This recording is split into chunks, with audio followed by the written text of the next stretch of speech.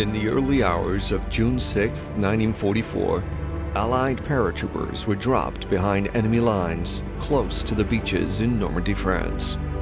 It would mark the beginning of D-Day and was a major turning point in World War II.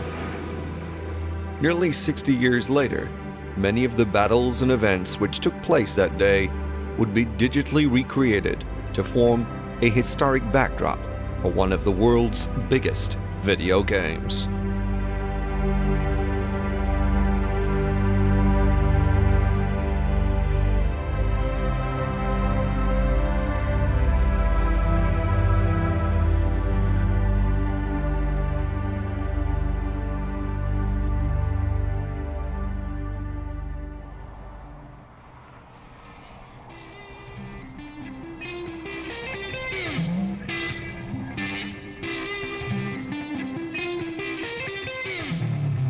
Tulsa is a very Midwestern city. It's about 500,000 people, very friendly atmosphere.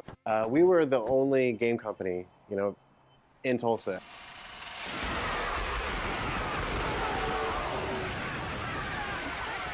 After we had started Infinity Ward, we had made a Medal of Honor Allied Assault, and we put, a little over 2 years into that, and we had to start over from scratch. Go!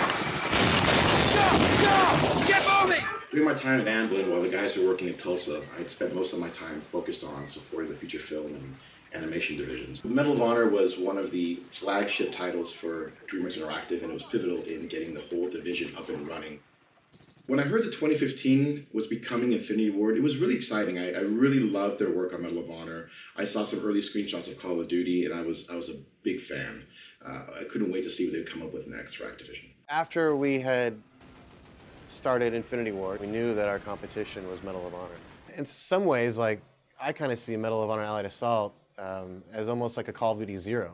And just we didn't really have any people telling us not to do something. We found a publisher that for the most part, recognized us as a talented group of people and said, do your thing and make a good game. I got my start in Call of Duty back in 2003. On the very first Call of Duty, this is back when GameStops weren't around. We had electronics boutiques. So I had gone there a couple days early because they had the game early and gotten the game. That's how big of a fan I was then. I was following the 2015 guys, the Infinity War guys since Medal of Honor.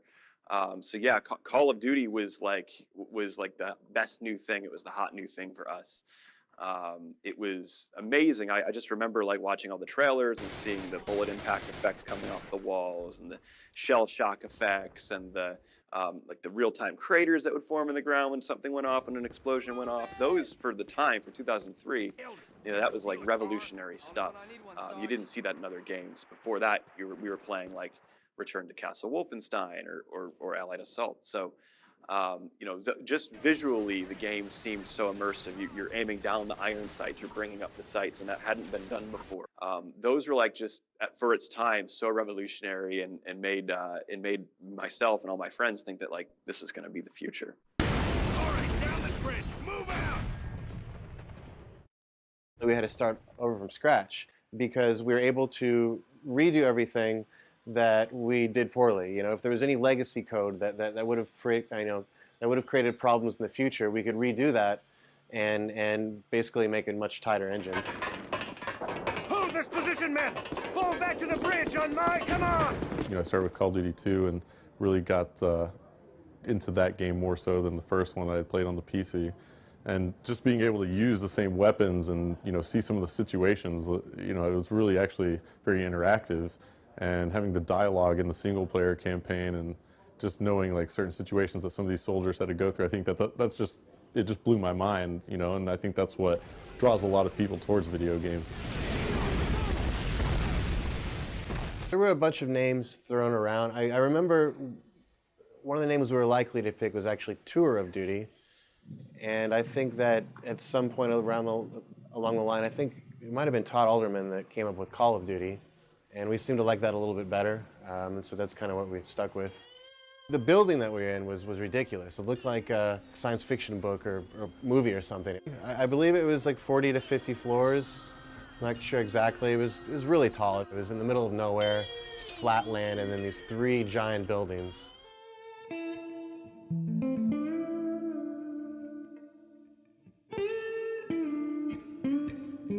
been making video games for a long time at Gearbox. One of the earliest original things that we created was the series called Brothers in Arms.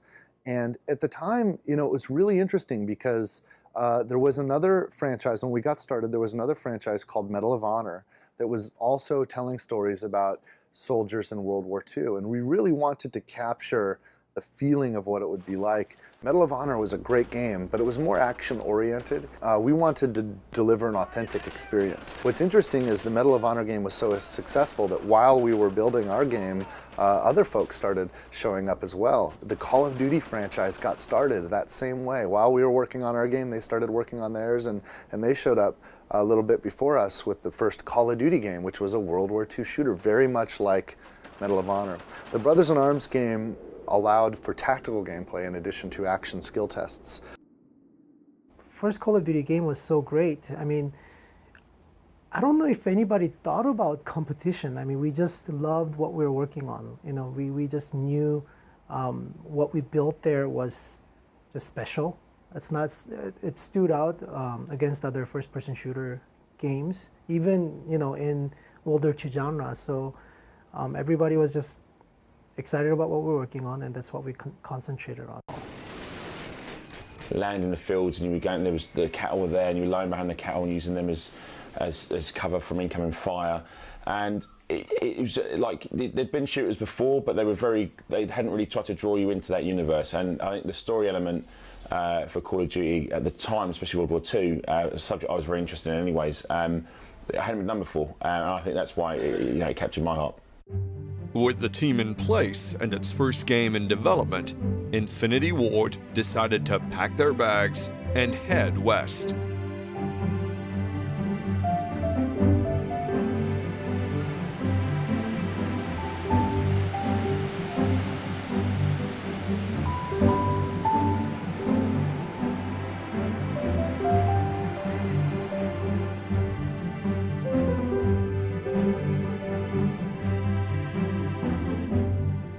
At the time, no one really knew about Infinity Ward.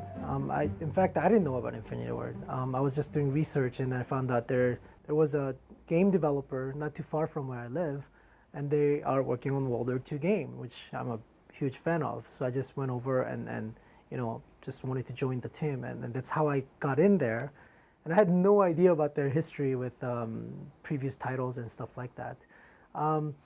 But when I joined the team, I remember it was about 20-some people. It was fairly small size, and the team was very unique. I have to say, I don't think you can replicate the original team that was there like anywhere else.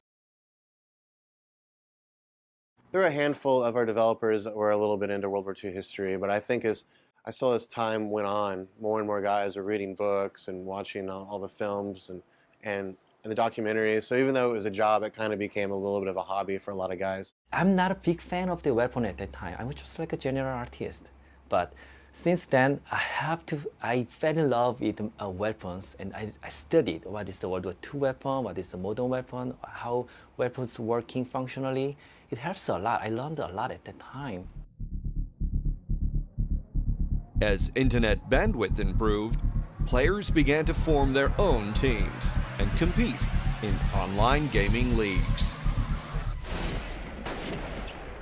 We were playing at the time with the competitive scene.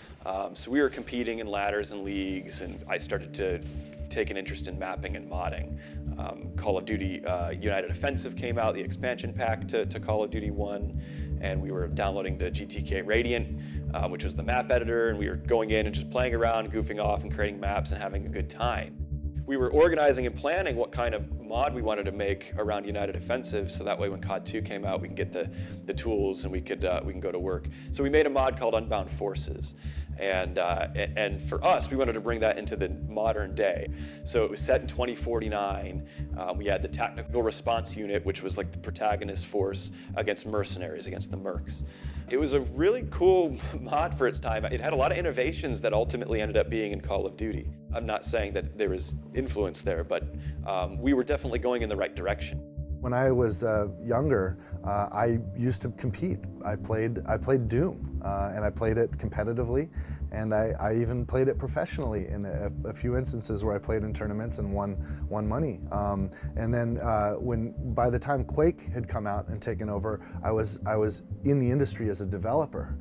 It was just getting online and playing in lobbies. You know, I had a really good internet connection. You know, something that a lot of people were kind of lacking back then. I mean, they're still getting better and better. But I think just what kind of happened was that it was competitive. So the multiplayer was there in the game, it's available, and it became something that I kind of transitioned from, you know, playing video games just for like the storylines in the games, the single player campaigns, and then all of a sudden, you know, you have this multiplayer aspect.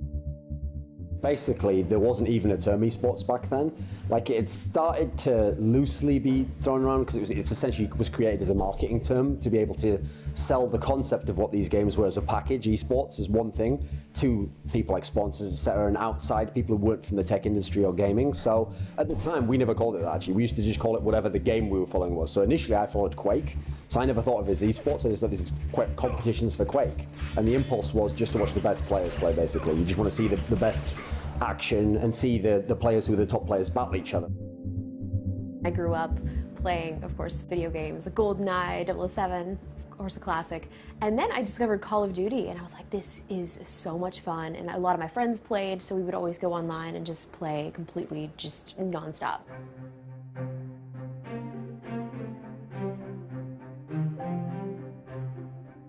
Infinity Ward had taken the World War II series to its limits, but there was still major ambition to move forward once again. After we finished Call of Duty 2, and it was a good success, but you know, by then we had actually worked on World War II games for longer than America was involved with World War II. So basically we were just really sick of World War II. And so we're like, hey, let's do a modern Call of Duty. And so we, I think Vince and Jason had a meeting with Activision and said, hey, we're really pumped about this idea. We have helicopters, you know, AT-4s, all this cool technology. And we were like, yeah, they're gonna love this. And like, nope, everyone wants World War II. Look at the charts, you know? Everyone's buying it, and we haven't really hit the World War II peak yet.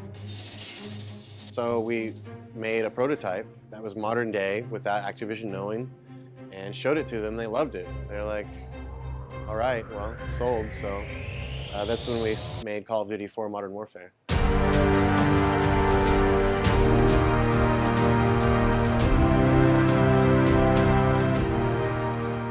In Modern Warfare, you play as multiple characters. British SAS and Marine Force Recon are the main characters in the game.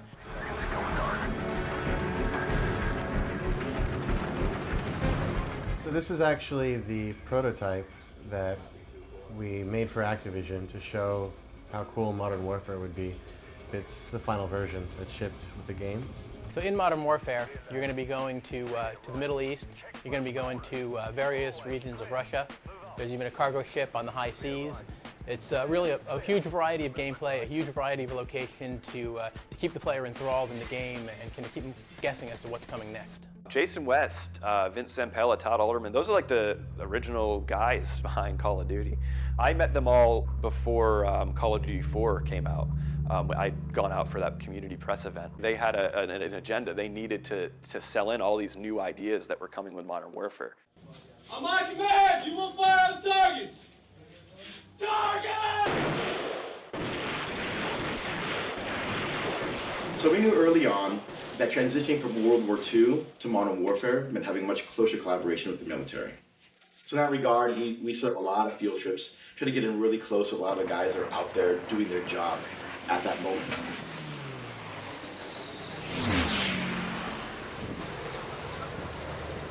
We spent a couple days out in 29 Palms where we just did field exercises with the guys out there. Real Marines doing real life flight exercises in a mock-up city in the desert. It was 110 degrees.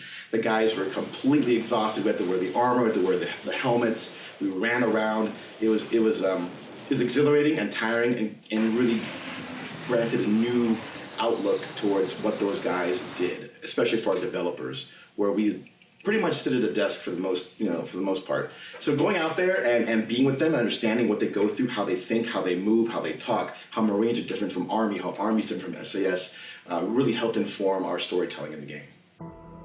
Too much radiation. We'll have to go around. Follow me. and keep low. Careful. There's pockets of radiation all over this area. If you absorb too much, you're a dead man. That transition to Call of Duty 4 Modern Warfare really gave you this refreshing feeling, you know, as a Call of Duty fan, something that a lot of people were kind of on the fence about, I think, originally when Infinity Ward announced they were making a Modern Warfare game, and it's something that was a little bit outside of the box. But, you know, as it kind of came closer to launch date, they released a beta of the game, and I think that was really instrumental in when people got to play the multiplayer beta of Call of Duty 4 and talk about it with their friends.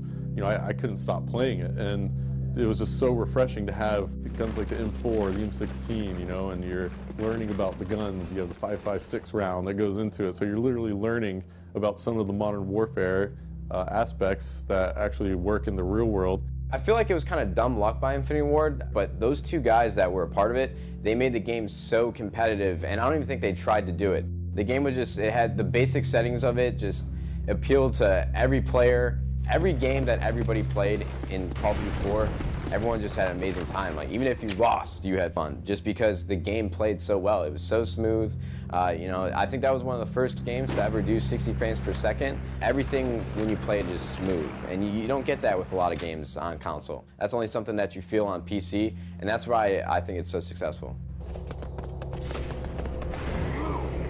I mean, there's always games influencing your own games. Our leveling system was 60 levels, same as World of Warcraft. The pacing, the amount of time you had to play to level up was actually also very similar with WoW, because I think World of Warcraft kind of touched like a very mainstream base. So we looked at experience bars. We looked at ways of having a character stand out and have attributes and characteristics that were very personal to the player. And so all these things kind of just made sense to incorporate into a first-person shooter. The perks, the experience bar, ranking up, unlocking weapons. It just took gaming to another level. Map design was just, you know, very, very nice to play from a competitive aspect, and you just felt like you were in a lot of situations that were fair when you would face off in a 1v1 gunfight. So parts of the map, it's really important in level design for multiplayer games to make sure that one side of the map isn't more advantageous than the other, right? You always want to make sure there's some kind of level of balance in play, and I felt like that was a level design aspect of Call of Duty 4 that was just done. They did an amazing job with that. Au début, j'ai trouvé ça tellement différent, mais j'ai tellement aimé, donc j'ai commencé sur la bêta en plus. Pour moi, le jeu était futuriste, il était trop bien fait. C'était le jeu parfait, franchement, c'était le jeu parfait. Et je l'ai squatté comme calvicidé.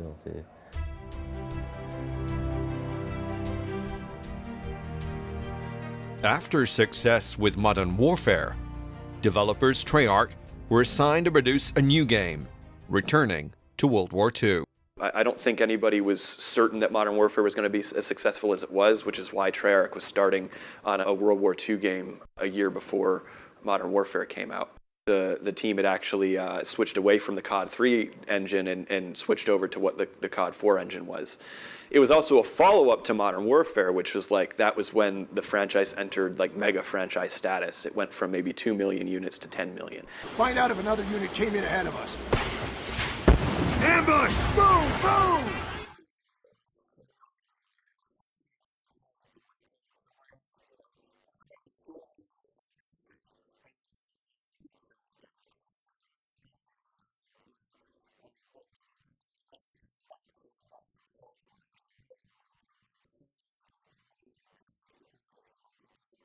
I felt like it was another refresher. You know, you're bringing that new population that only experienced the Modern Warfare and Call of Duty games back to that World War era with those old players, and it just made sense. So you had players actually play both games simultaneously. You would take a party into World at War, but go back and play some Call of Duty 4.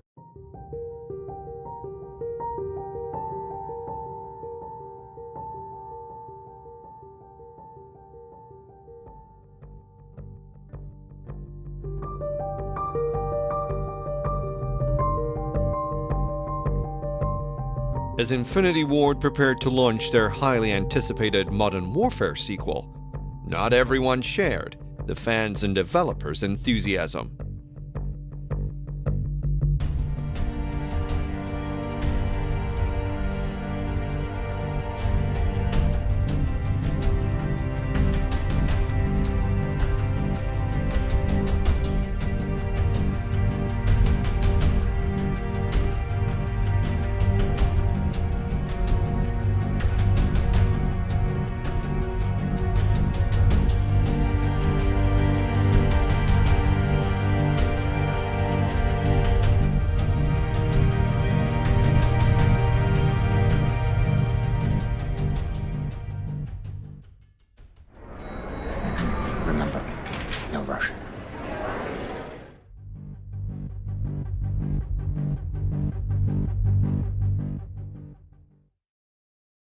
Order. Mr. Keith Vaz.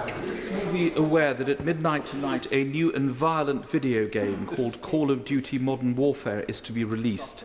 It contains such scenes of brutality that even the manufacturers have put in warnings within the game telling people how they can skip particular scenes. Given the recommendations of the Byron Review, specifically paragraphs 32 and 33, what steps is the government proposing to take in order to ensure that these violent games do not fall into the hands of children and young people? It's not about censorship, it's about protecting our children.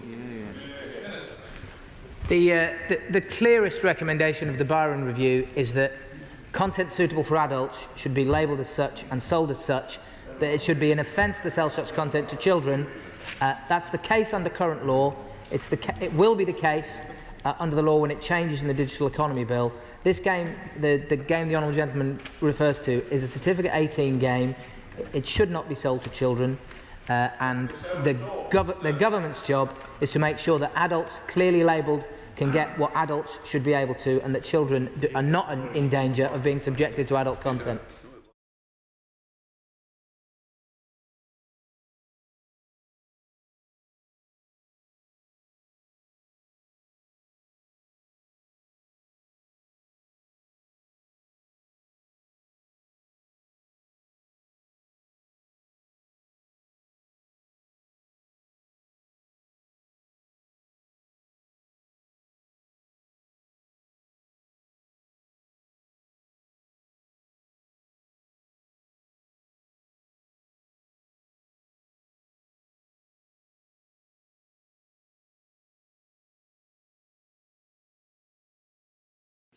We really want the player to understand the gravity of the moment and understand how bad the bad guy was and how this was a catalyst to World War III.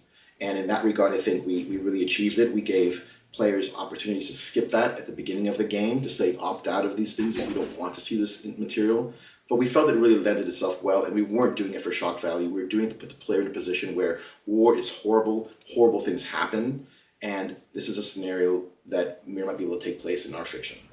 A lot of us here have kids. You know, even when we were making Call of Duty, as cool as it wasn't something that we could show our kids. Obviously, for the violence level that's in the game. So, what do I think about the campaign to ban modern warfare because of the violence in it? It's a very important question. All I can say is that I think as creators, whether it's for video games, movie, television, we have to have a point. We have to have a message to send. We have to, if we're going to do anything with sex, violence, racism, anything, that are these hot button trigger kind of topics, it can't be done irresponsibly. You have to take responsibility for what you're going to show to your viewers, because they're taking it as a story. They're taking it as something that they're participating in. And video games, it's important that our kids who are under a certain age don't get exposed to that.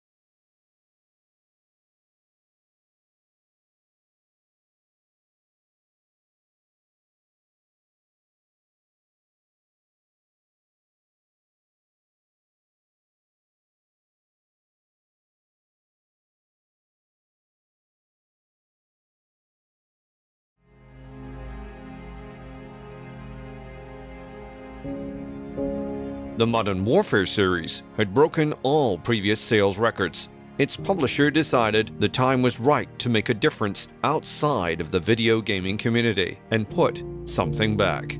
The Call of Duty Endowment was founded in late 2009 by Bobby Kotick. Bobby really wanted to find a way to give back to veterans, as a group that has certainly inspired many of Call of Duty's games, and as a group of people who he just felt were really in need. So that was the genesis of it. And I think the specific focus on putting vets in jobs was also really important because, and this is borne out over time, that we've learned really giving a vet a job when they come back, helping them find a job is the best way to help them reintegrate into society. The Call of Duty endowment is such an amazing thing, and I'm really glad that Activision had chosen to give back to those who, give us our freedom. So we get a lot of fans that are in the military, and to see them play the game and just to be able to give back to them is just a blessing. The notion of volunteering, raising your hand and saying, I'll do anything, that's a virtue in the military. In the civilian world, when you are looking for a job and you go to an employer and say, I'll do anything, that's actually a hindrance. That's something that companies don't know how to react to. So there's things veterans have to be taught on their way out, or transitioning service members really have to be taught so they can be successful in the civilian world when they get out. They've got all the fundamentals right. They've got hard work, they've got great experience, they have leadership, they have discipline, they have creativity, they have adaptability, they have teamwork.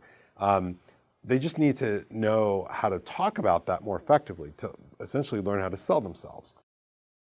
There's a Marine, a severely wounded Marine, who was speaking at a major investment bank in New York one day, and he was talking about the value of hiring veterans.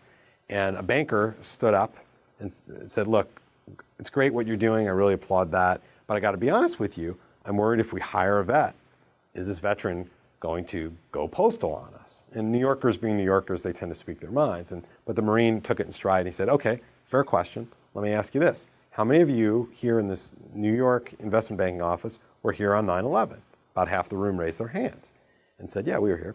So the Marine then asked, have any of you since ever maybe had some fear about going up a tall building, maybe lost some sleep, maybe gotten a little distracted at work at times? And a lot of heads were nodding. And he said, you may have post-traumatic stress, but that doesn't make you a bad banker. That doesn't mean you can't be effective in your job. If you have the right help and counseling, it's just one more issue people have to deal with.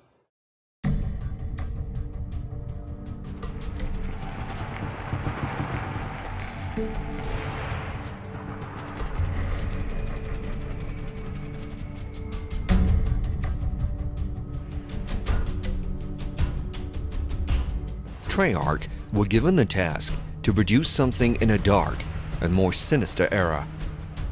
A time of covert operations, unclassified missions, espionage, and the threat of nuclear war.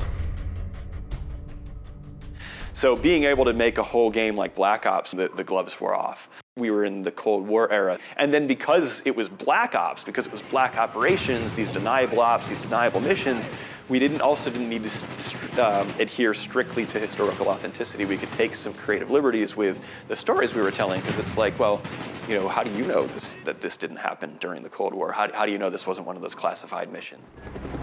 Hold your fire, work the disguise. Эй, что это за шум? Да, собаки по гратье. Ладно, будьте начеку.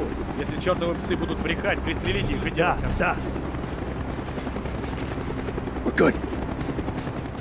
There were some other names. Call of Duty Cold War was an obvious one. Call of Duty Vietnam, back when it was much more Vietnam slanted of a game than bigger Black Ops. And we were able to work with Activision to focus test all these different names and see what resonated best with people. And Black Ops ultimately was far and away the right decision. By 2010, the Modern Warfare series had broken new records. Highly acclaimed by critics and fans, Activision had made a blockbuster.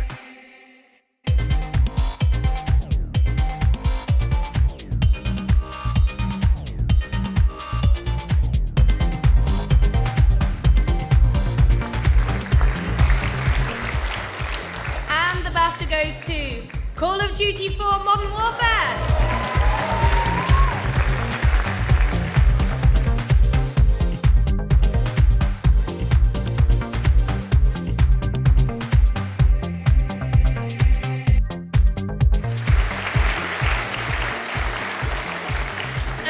The BAFTA goes to Call of Duty 4 Modern Warfare.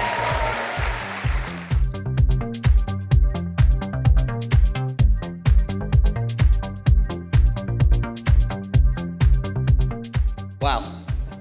Well, on behalf of everybody at Infinity Ward back in Los Angeles, California, Thank you for this award. It means a lot. Every one of us, we're just a team of just under 100 people, so we consider ourselves very small, and we're all personally invested in this game. So this means a lot, so thank you very much.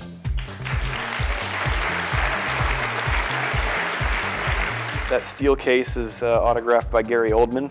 We started getting a lot of more like athletes and celebrities that loved Call of Duty and wanted to come see our studio. And I got to meet the entire Dodgers lineup, and I'm a huge Dodgers fan.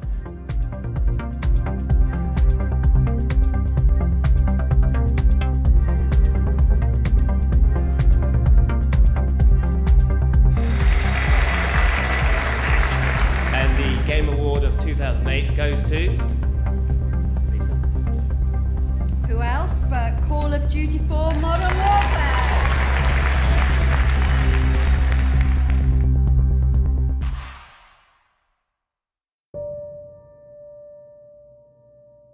I think Vince and Jason went to the regular Monday meeting over at Activision in Santa Monica.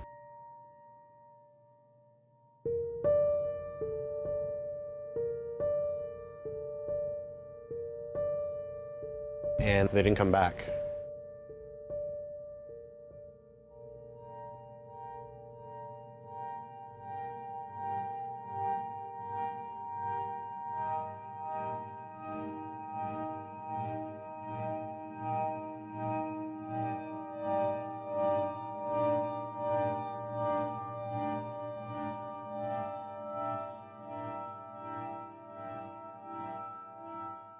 I was in London. I was on a press tour, and I just remember getting done with a series of interviews and just checking my email and, whoa, like, are you kidding me? Is this actually happening?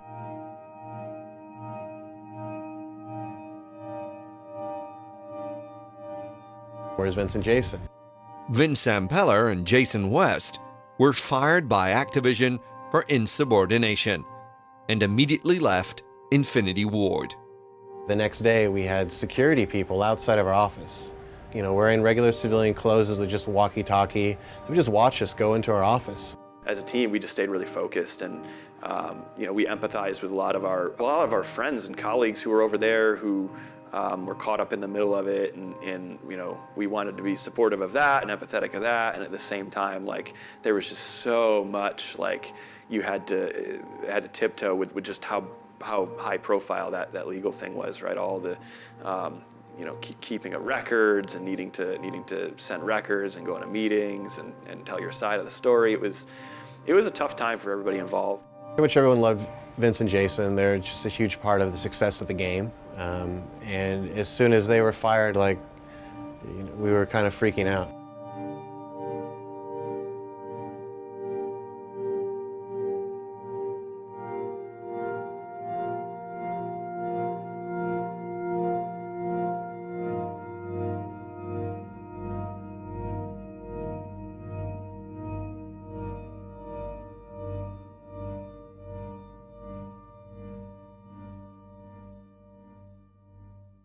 Multi-billion-dollar lawsuits followed, and after 2 years the court battles were settled. Vince Sampeller and Jason West formed a new studio, Respawn Entertainment. Activision brought in new developers, Sledgehammer Games, to continue work alongside Treyarch and Infinity Ward on the Call of Duty series. The business and machinery side of our industry often would wish us to do what is reliable and what we've done before and just do it again and do it a little bit better next time. But a creative wants to take risks and try new things. And so we see it all over our industry where sometimes creative talent doesn't want to just keep making the same game that the business machine wants them to make. And sometimes there's a split. We saw with the creative people that created Infinity Ward at Activision left and started a new studio that made Titanfall. What a brilliant creative new angle. We saw that the folks that created Halo with Microsoft regained their independence and offered us Destiny.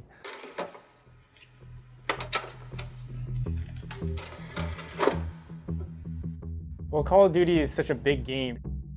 You have to consider the multiplayer side, the single-player side, at the time the Spec Ops side, and how the features that you're creating really integrates with all those. specifically with the Call of Duty formula, you got people like Vonderhaar who have to craft these incredibly complex, basically living organisms at the end of the day, when you look at what a multiplayer game is.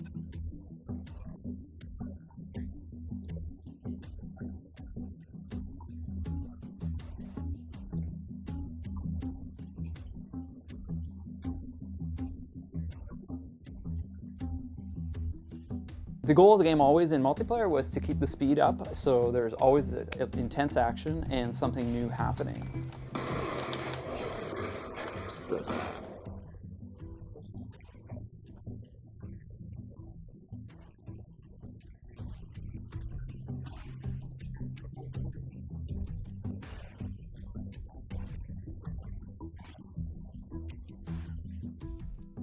Kill streaks function as a reward to the player. So as the player is doing well, they're rewarded with extra points. As they build up these points, then they get to unleash a kill streak. What a kill streak is a special ability. So it could be a unique weapon, it could be a defensive ability that enhances the entire team, it could be an offensive action that takes out a whole bunch of enemies. So these, in this UI from this game, the kill streaks are on the left here, and it's I'll show you right here. It's a simple little system that tells you how many kills you need to get the next kill streak. Each of those icons would light up. It's essentially like, it keeps you on the edge of your toes while you're playing the game because you want to do really well. It makes you try hard. You don't want to die. You have to get a certain number of kills in a row without dying to be able to get a kill streak. And then the more and more kills that you get without dying, the higher level kill streak you're awarded.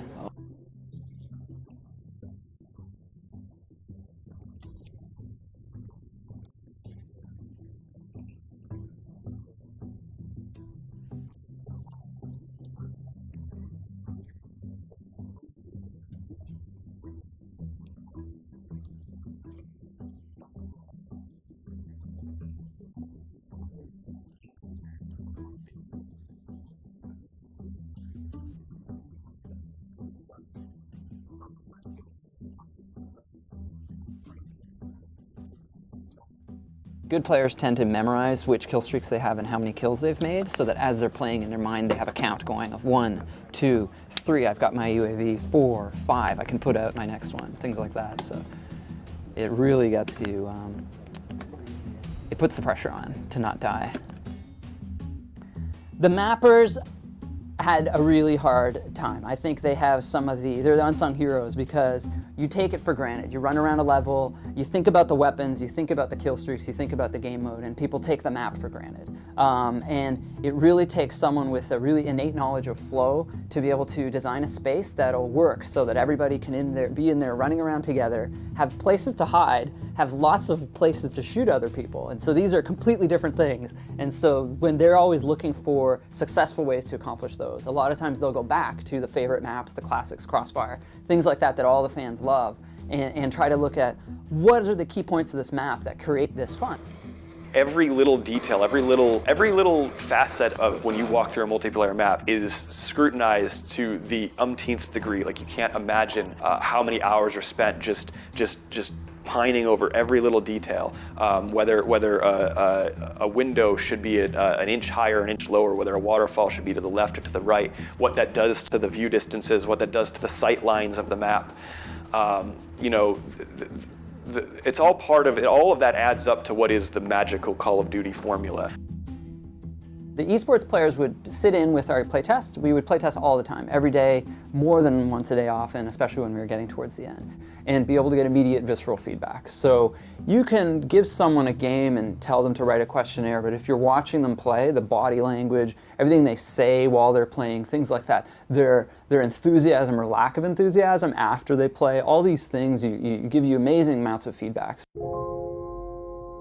Fast action multiplayer mode requires full hand-to-eye physical ability, but not everybody has these gifts.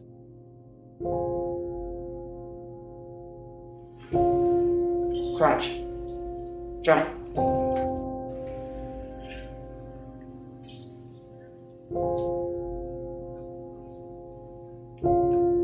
Hey.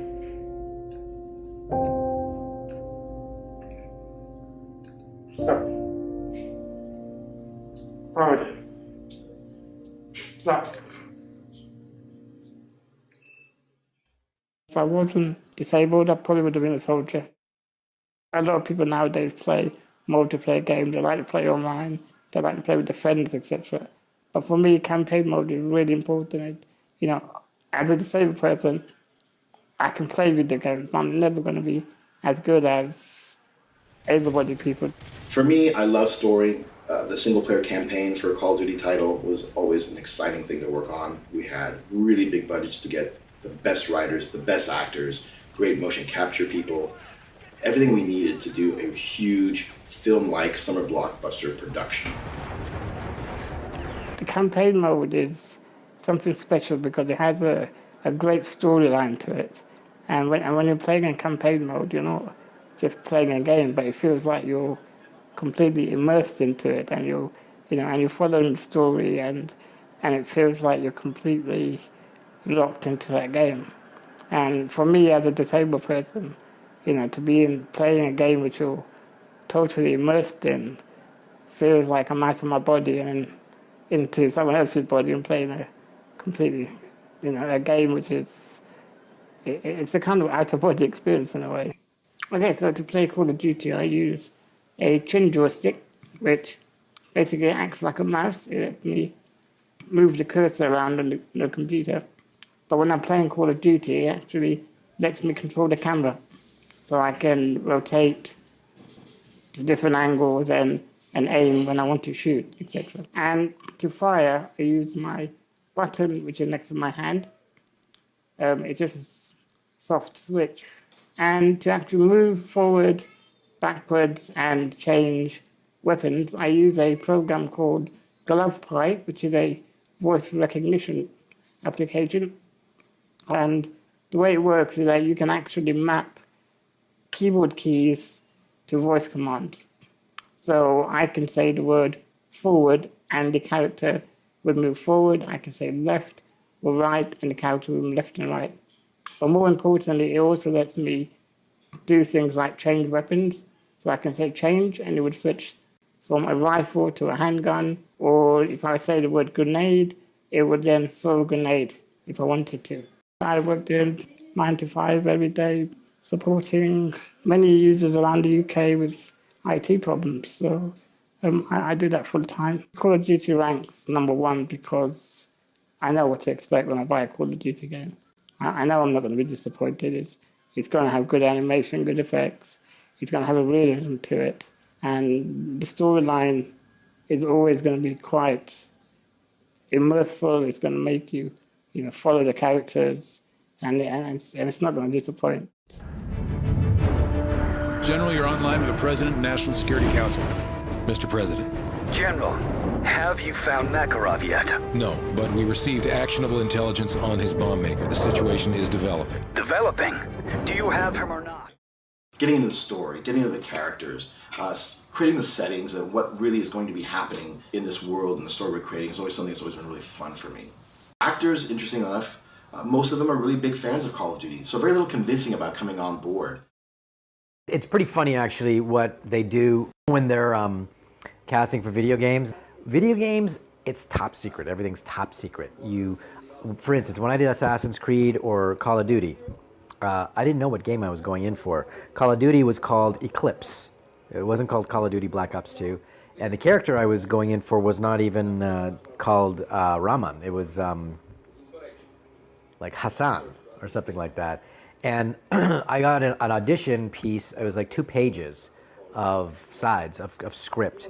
And I must have had maybe 4 lines and no clue what the scene was about, other than my character interacting with this other character and being a little bit of a badass, completely out of context of the story.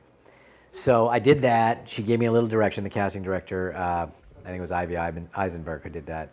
And I did it again. She said, great. Next thing you know, you get called up, hey, you got the job on Eclipse, and just so you know, it's actually Call of Duty Black Ops 2, but don't tell anybody. Every major movie star, all the big A-list stars, are telling their production companies, telling their managers, look for my video game. I want to find my video game. Either you create one for me if you're a big enough A-list star, or wait for the right game to come along and request that I be in it, because that's going to put me in a completely different world to a whole bunch of new people, and it's going to build my fan base and consequently augment my success and my reach and my marketability, and just give me more of what it is that makes a successful actor successful, which is clout, power. There are these different certification milestones that you go through with Microsoft and Sony, and you have to make sure that the game is all ready to be created on disk, but there's the actual physical part, sending it out to a factory so that that factory can make the millions of discs that are needed, which is, you know, a little bit different for a Call of Duty franchise than some other franchises. Once we hit the gold version, that means it's like a ready-to-ship version. We celebrate in-house. So I remember that we had a champagne party, and then we bring us some guests and the musicians. It was fun for the gold version then. And then when you're launching, we celebrate at store in the local. So we went there at night when the release day. So many people lining up. We went there together. We have some event. We sign up the poster, give them the fan and stuff. We celebrate that way. All right, guys, you guys need to get on the sidewalk. So Call of Duty always brings a lot of audiences out of the woodwork and into these launches that we have at midnight, and we never really anticipate how much people are looking forward to our game. COD, COD, COD, COD, COD. We're just making a game. We all work at a desk, just doing our thing. So it's really kind of exciting and crazy to finally leave that bubble and see the real world and everything going on. For a lot of us, that week leading up to a launch meant going out on press junkets, talking to the press, going to different parts of the world and having launch parties there, and just getting everyone to understand the developers and meet the developers. For some guys, the coders, the designers, some of the unsung heroes that had to stay and burn the midnight oil, they were making last-minute fixes so that when the game launched, it was stable, it was solid, and it was fun. The reason why I queued up for 6 days and 5 nights outside Oxford Street is to be first to get Black Ops 2. I've been to previous midnight launches and I decided that I wanted to be first. I was currently at university. I kind of didn't tell my lecturer, but I kind of took a few days off. I bought roughly about 3 gallons of water with me. I had a really big red rucksack, and I carried one of those pop-up tents, which unfortunately wasn't waterproof. I found out one night the hard way. I had a sleeping bag, my sister's military sleeping bag, which should have kept me quite warm, which it did until it rained. The evenings, I must admit, were very cold, and most evenings I kind of drifted in and out of sleep. So I'd be awake for sort of 2 hours and I'd fall asleep again for another hour and a half, and then I'd watch a film in the middle of the night. And it was mostly just, I think sort of periods of awake time and sleep just kind of melded into each other, because I'd start sleeping during the day, you know, I'd be awake at night, and it was just kind of all patchy really. There was a lot of mixed reactions for when I was camping on the street. Like, I'd say half of the people were almost thinking of me like, oh, that's absolutely crazy, I don't know why you'd want to do that, you're taking time out of your own free thing to just sit here on the street. And I'd say the other half of people, they were thinking exactly the same thing, but they were saying, well done. Because I was so cold a lot of the time, it actually took a lot of energy to keep my body warm. So I was eating junk food, but I ended up losing weight at the end of the week, which was crazy. So on the evening of the launch, the atmosphere was really exciting. I was let in the store first, and they had all these people come in, like taking pictures of me and doing videos and stuff, and I got to stand right at the front of the crowd when we watched the show with Mr. Pointyhead. It was really good. But they didn't tell us about what was actually going to happen in the store at the point of the midnight release. So all the lights went out in the store, and they played zombie music from Black Ops, and it was really awesome. Like, they were really scary. They had actual blood dangling from their face, and they had contact lenses in. You completely mistaken them for real zombies. 10, 9, 8,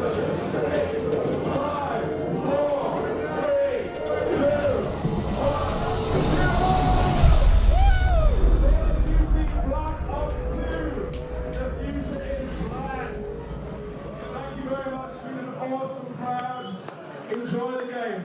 I bet that makes the 2 hours you spent in the queue for pretty paltry now, so. Oh my goodness me. So, that's what you get when you queue for a game for 6 days. What we got here, we've got an Xbox 360 with Connect, it's 250 gig. We have, what's next key? Oh, we have a Turtle Beach Tango Call of Duty Black Ops 2 headset.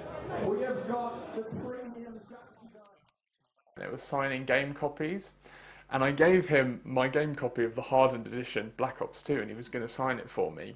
And he kind of looked me up and down and just went, "You're crazy, you know that?" And then he actually signed the game box and he wrote, "You are mental," and his signature, and then just gave it back to me. And he's like, "Thank you so much for queuing up for this game. It really means a lot to us." I wouldn't take the week back because, you know, after it's all over, I got quite a little bit sad that I'm not going to be waiting in the queue anymore for the game. And once you've got it, it's a little bit kind of like, oh, the midnight launch is all over, but then you got to play this awesome game. So it kind of works out.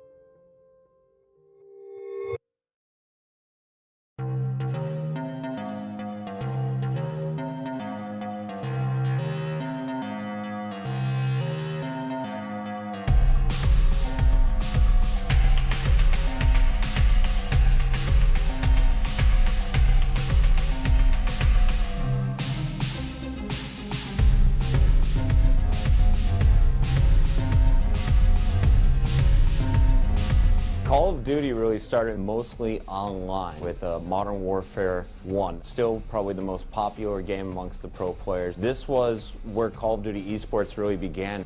The way I got into it was just by playing a lot and getting better and just meeting the right people. If you want to be a recognized pro player and you want to be that guy that does it, you need to have 3 people on your team that you enjoy playing with. How these teams normally form is everyone thinks they're the best. When you get in a lobby and you finish in first place and you're beating up on some other guys who are a little bit less skilled, you get really confident. You start by just playing the game, having fun. And if you enjoy it, you play it more. And if you enjoy it even more, you play some more. And all of a sudden, you're playing with people who are also good. And then all of a sudden, you're in a better team, and you're in a better team, and you're a better team. It's no different from sport. We're not reinventing the wheel here. Simply, it's a case of where you put on a pair of football boots and go and kick a ball about. Now you'd pick up a gaming pad or a mouse or a keyboard and just play. You want to find that one partner that you want to work with. After that, you'll see a lot of 2 pairs join up to create a 4-man team. Or after just playing other opponents, you'll recognize the best player from an opposing team and try and bring them onto yours. Au début, je le pensais pas du tout, mais vraiment pas du tout. Je jouais vraiment pour le fun. Au fur et à mesure, c'est devenu plus sérieux. Mais au début, non, je le pensais pas. Et puis tout s'est enchaîné. Il y a eu aussi YouTube qui a pris une grosse ampleur, donc des sponsors qui sont arrivés, des teams qui après donnaient des salaires, etc., etc. Et puis là, je me suis dit, bon allez, j'arrête tout, je me lance essentiellement dans ça. Et vu que c'est ma passion, ben maintenant, je suis super content d'en être là où j'en suis. When you get into a match when you're playing for a lot of money and you know there's a lot on the line, you can lose at any time, and that's the issue with Call of Duty. It's a day-to-day game. No matter how good of a team you are, there's always a possibility of losing because every team has a possibility of coming out and just shocking the world. No matter how heavily favorited one team could be, another team could win. That's just how Call of Duty is, just because there's such low health and kills are so easy to get.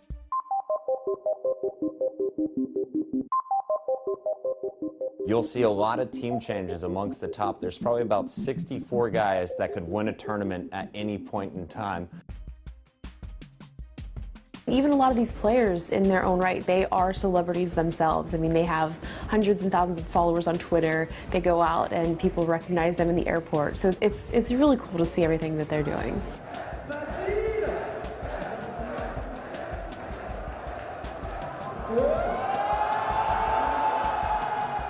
Ouais, je fais souvent des rencontres abonnés où je peux rencontrer mes fans. Et ils sont vraiment énormes, ils sont toujours là à nous pousser. Même dans la compétition, ils sont toujours derrière nous. Même là sur Twitter, ils étaient tous « Allez les gars, allez les gars ». Il y a des rencontres abonnés où ils arrivent à 200, 300 personnes. C'est magnifique, il n'y a rien d'autre à dire. A lot of players will be amazing online, but when they come to a LAN and you know the atmosphere is here. They know they got to perform. There's thousands of people watching them. They kind of crumble.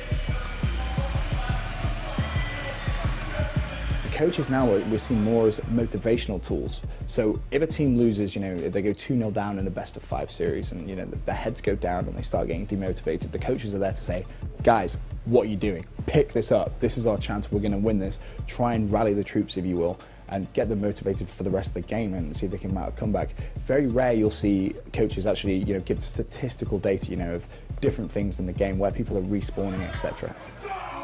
The coach is a really important part of any team. If he sees a player that normally is going to be the lead slayer struggling, before the player even gets some doubt in his mind, the coach should be there and tell him, don't worry, you're going to get the next kill. Keep focused.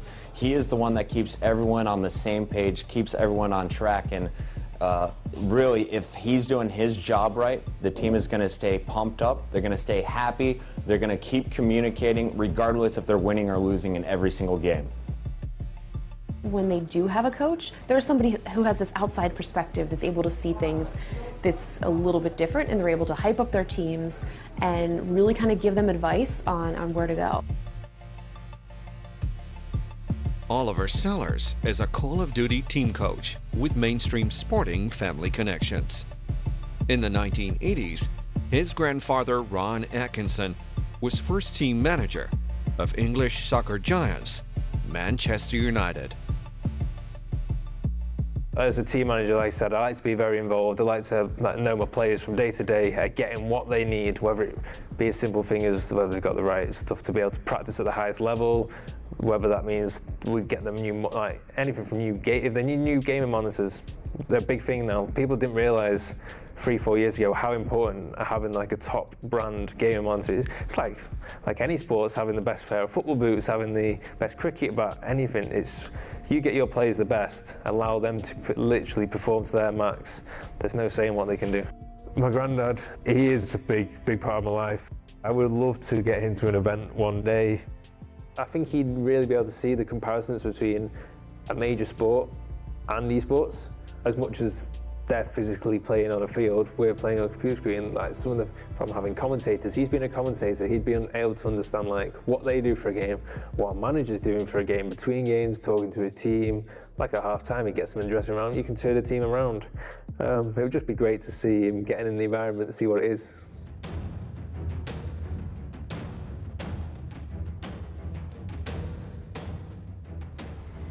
Counter-Strike looks similar to Call of Duty. It remains one of the biggest titles in professional esports. Hello everyone and welcome to the latest stop on the DreamHack Tour. We are here in London, England. No applause. Disappointed. I thought I was going to get a much bigger pop for that. There we are. I think the people who put in place the mechanisms that have made it big now couldn't have had a clue how successful they would be. What basically happened was, for the first sort of year, maybe just over, maybe a year and 2 months or something, Counter-Strike Global Offensive was not a big game. It wouldn't even have been in most people's top 3 in terms of the biggest esports games, the most important ones with good prize money, a big circuit, and so player salaries were very low. And actually, with the usual lifespan of games, if you don't make it in the first year, you're basically dead in the water. It's over at that point. So it should have been over. And what actually happened was, Valve had this weird idea, which I still don't understand how it worked, which was to add in the skin economy to the game and create skins. A skin is just what the gun looks like. Having a better skin doesn't make the gun perform better, doesn't make you perform better. It's just something that looks cool, okay? But then someone had the genius idea that you could actually gamble your skins. The thing you gamble the skins on is the pro matches. And then, say they lose, they'll think, right, well, if I'm going to gamble on a pro match again, I better know who this team is. Like, is this team a favorite in this one or not? So you're naturally finding a way for people who otherwise wouldn't normally be inclined to get really into the esports side to sort of, it's almost like a little cookie trail, like, oh, keep following it through, and then eventually they're in esports suddenly. They were just a casual gamer before, but they followed this natural route of like, okay, I'm getting skins, I've got a good skin collection, I want better ones, I'm gambling them, and suddenly they're an esports fan. I think what Call of Duty brought was a more of an arcadey feel in terms of just regular matches and gameplay. You know, you had hardcore modes that were more akin to Counter-Strike, but trying to make it more palatable for the everyday person who is still interested in World War II shooters and modern day shooters so that they can respawn and get back into the action. And in terms of gunplay and feel, there was a lot of innovation that was done, even though Counter-Strike did have kick and variants with spread, but I think Call of Duty took that to another level in terms of adding more feel to the weapons. In Call of Duty, you find how you move in the world feels a lot more smoother, and just definitely a marked difference that made it a lot easier for people to jump in.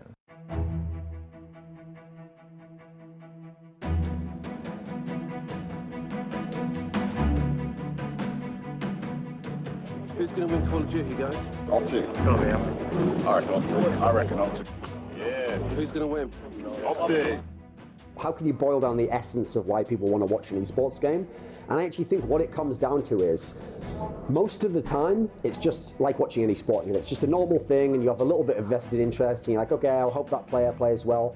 But because they're the best players, every now and then, they will pull off a move that's so perfect and so superlative in its quality that you almost couldn't even visualize it was possible. But when it's happening, you just know it's brilliant.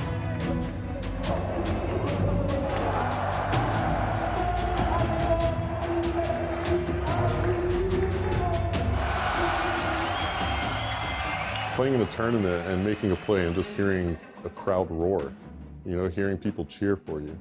I mean, that's a feeling that you just can't beat, you know, and it really gives you the sense of worth. When the big plays happen, when a player goes off and does something crazy, you can then look down at the booths and see that player's reaction live as it happens. You can see how intense they all are, but most of the focus is going to be around sort of just listening to the commentators, sort of hearing what's going to be going on and really getting involved in the experience. And you've got massive speakers, so you feel like you're in the game yourself, and it's just a really awesome experience.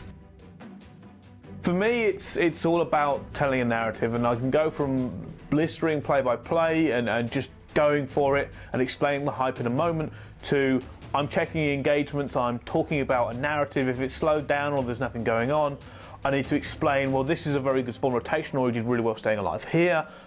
This is what they're looking at, this is where they're going. It's difficult sometimes to concentrate on everything. Like I said, no caster is perfect, no driver is perfect. You're never going to get everything at one point. I said, but you try to keep up as much as possible. So I'm basically looking everywhere. I'm looking at the minimap for engagements, I'm looking at the strategy, the timer for what, how long's left and what strategies they can put in, what spawns they have. All this goes into where I'm directing and going for it. And it may be I'm hitting on a various thread of a player doing well, or it may be I'm talking about an upcoming rotation or a cut that they've got in the map. Any number of things is something I could be focusing on. You have to support this with everything else that any other traditional mainstream sport has. You know, there has to be advertising dollars, there has to be structure to the leagues and the tournaments. I'd say the average salary for even a top pro is probably like 100,000, and that's probably like a good one. So there's probably someone like 50,000. So I'd say the people who make the most money in general, because it's coming top down from investment, it's like the person who's at the top level of the tournament organizer, then the person who owns a team, and then the person who, what else would it be, like an agent or something. And much like most sports, it's only at the end that it tends to be the player who becomes the guy who makes the most.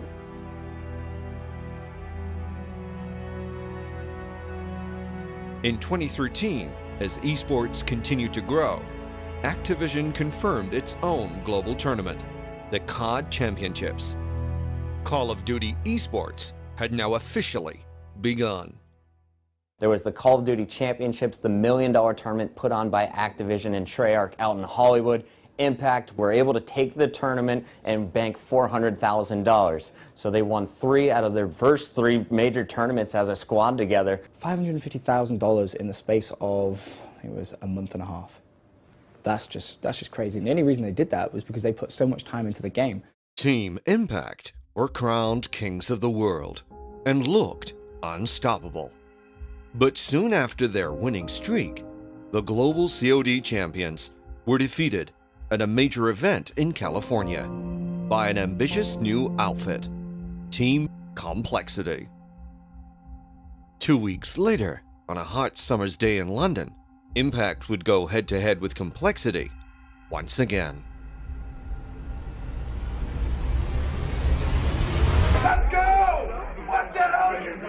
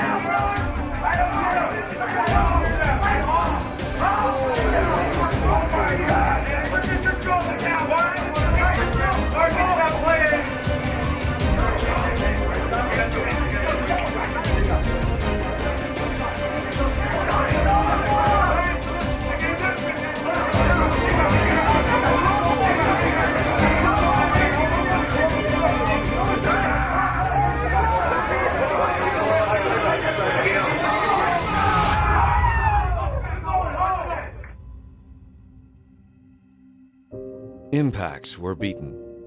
They were so devastated, the team broke up after this event.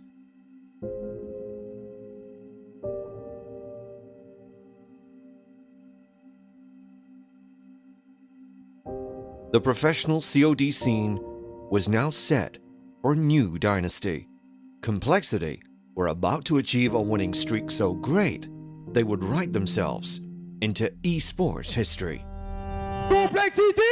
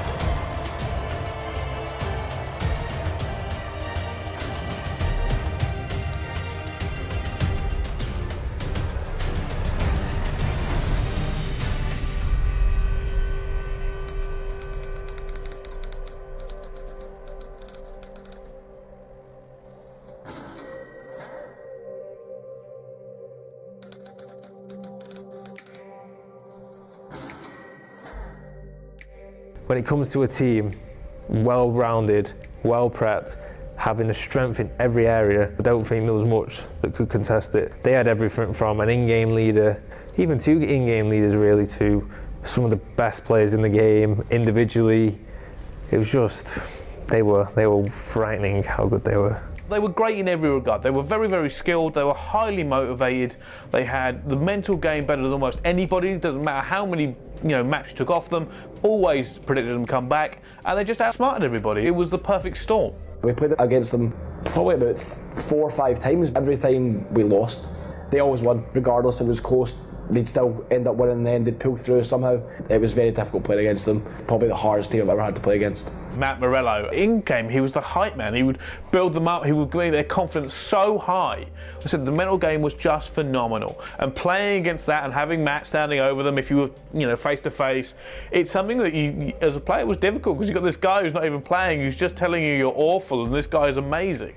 He was the one that, if something went wrong, and you could tell if it was that odd shade of time where the team had maybe lost their composure a little bit in the heads, in a big one thing might have gone against them, he was there to put that back in place. They were always one step ahead. I remember them being at ESWC, and they were unsure about some of the tactics they were using. So they went deep about changing up the way they were playing. And for me, that was unbelievable, because I'm sitting there going, guys, you've maybe got 2 hours left of playing this ever.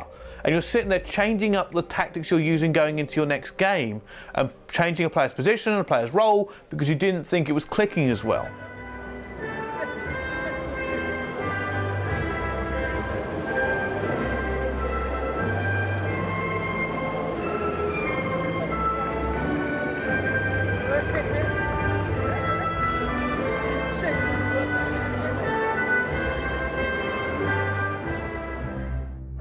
Professional esports performed at the very highest level is monopolized by male players and teams. For women, the scene is very different. Most of the guys are afraid to be beaten by a girl because it seems like it's like an unwritten rule that guys should be good at gaming or Counter-Strike or anything, but when a girl comes and do it better than you, it's hard to make a living out of it for the girls because there's not enough support. So we can't spend as much time on gaming as the guys in competitive terms anyway. Riot Gaming are an all-female Call of Duty team from the UK who've had to face a series of commercial and gender issues. We don't not want a team with boys, it's more of boys don't really want a team with girls. It is a male-dominated game. and I've noticed that through the years it started to show and be brought into like companies not wanting to sponsor certain female teams. We had a big named sponsor not wanting to sponsor us just because of the whole girl thing and how it's now portrayed online. But our stats and our marketing was far better than some of the other teams that they sponsored, so that was kind of a bit of a blowback. If you're getting abused from a male as a female, it's normally get back in the kitchen type sort of stuff, you know, and yeah, it can get bad. It escalates, but you just ignore it. It just sort of gets to a point where you want to just prove them all wrong, just show them that we can exceed their expectations and rise above everything that they're saying. After hearing it a few times, you learn to move past it and to just carry on with life pretty much. Just let them do what they want because it's not really doing anything to you. For women enter a male-dominated sort of area, people are very judgmental. Other females, maybe their peers that don't play games might judge them on that, may sort of lend to them for that, and also you've got it doesn't help that the males are also giving them a lot of flack. More girls are coming out to play, and there are actually decent females out there that are playing this game too, so it's not as bad as it once was, but it's still there and it still needs to be addressed, I guess. The console generation is always going to be a young generation, a bit more immature, and you do see it rub off on social media.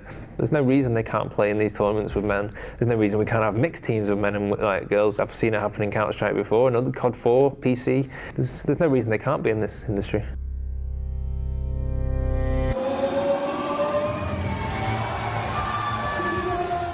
In 2013, for the first time in video gaming history, the world's two major console brands would launch their next-generation machines in the same month of the same year.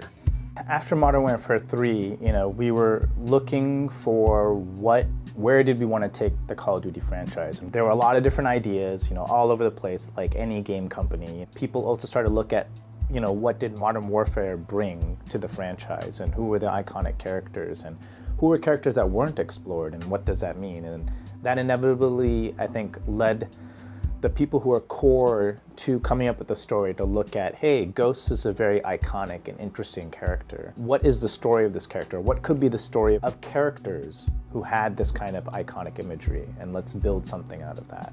So that's kind of the roots and seeds of Ghost came from. We were always a very efficient team. I think COD 4 was made with like 60-something people. And when I left, right at the end of Ghost, we had 300 people. Of course, we had good relationships with both Sony and Microsoft. With any next generation, it's always about, hey, we have bigger budgets for memory, bigger budgets for effects, bigger budgets for poly counts. There was a lot of extra work, with the next-gen consoles, just more high-resolution models, textures. So the end effect is you have to hire more artists. The biggest challenge actually was not so much the next gen, it was being able to support next gen and current gen at the exact same time. So that's where the challenge is, because you want to develop a game that looks amazing on the next gen platform, but then also runs on the current gen. Can we construct this in such a way that it works for both? Or do we just have two sets of models, right? One for current gen, one for next gen.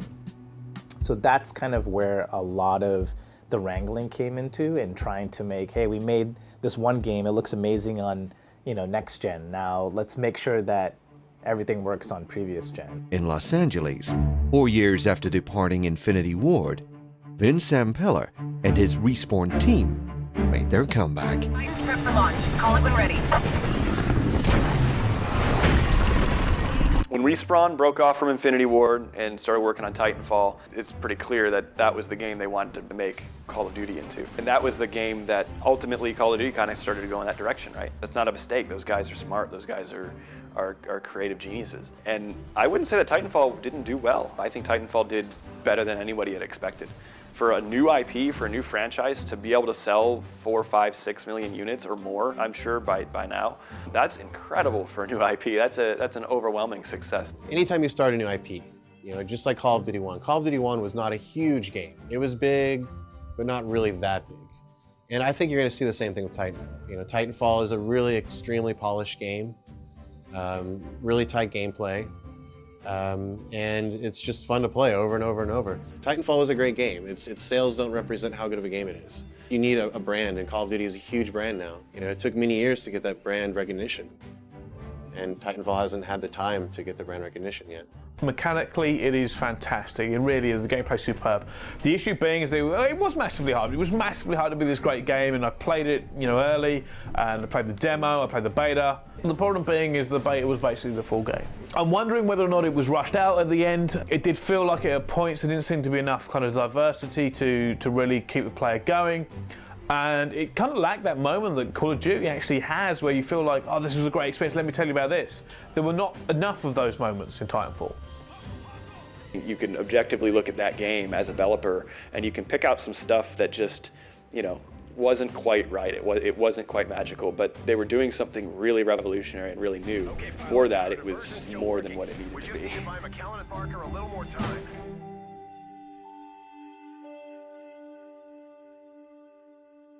Hollywood screenwriter William Goldman once described the non-existent formula in making a successful movie as nobody knows nothing. As technology continues to evolve, the same words can be applied to the future of video gaming. Throughout the entire human history, the form of entertainment always has been something where the audience is sitting on a table or sitting on a chair, removed from the stage, and all the show just happens on the stage. And that's been the case for thousands of years. Even think about TV, movies, like you're still sitting on your chair and things are happening away from you, apart from you. Virtual reality, what makes it special is that for the very first time, you're no longer an audience. You are right in the middle of the action. You can look around. If there's an enemy coming behind you, like you can totally look back and then see it coming, from behind you. All these things are happening around you. It's not happening within the confined space of this box in front of your eyes. So that makes the experience very different.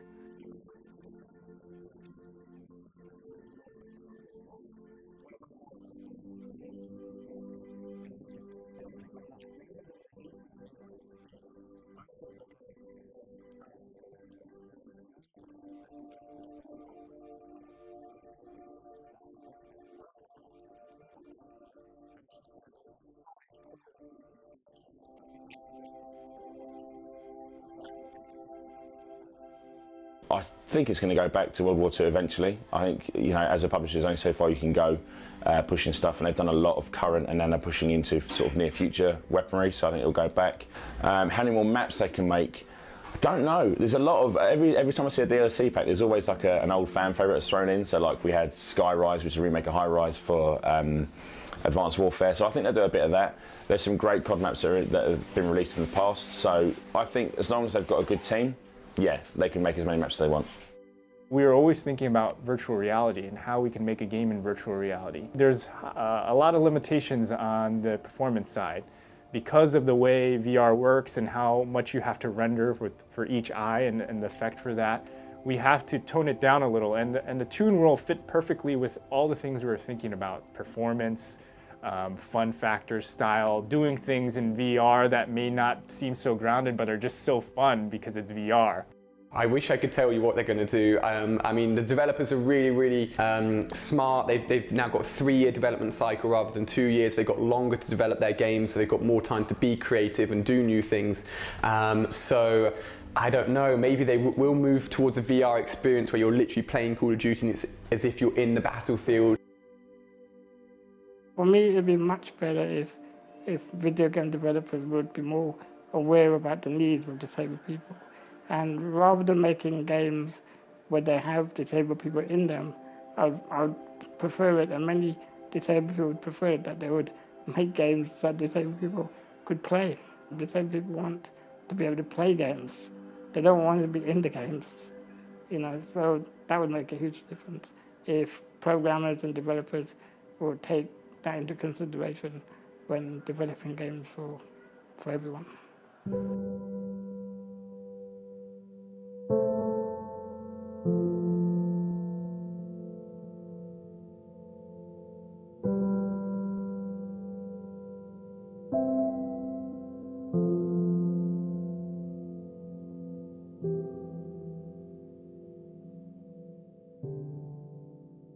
Since 2009, Dan Goldenberg and his team have helped over 22,000 ex-service military veterans get themselves into high-quality jobs. The work is ongoing. Call of Duty's future prospects remain infinite, and the official World League has created a permanent home for its elite esports teams. But the game's developers will know that to remain at the top, innovation and creativity must always come first. So too must reaching out to a highly loyal and passionate community of fans.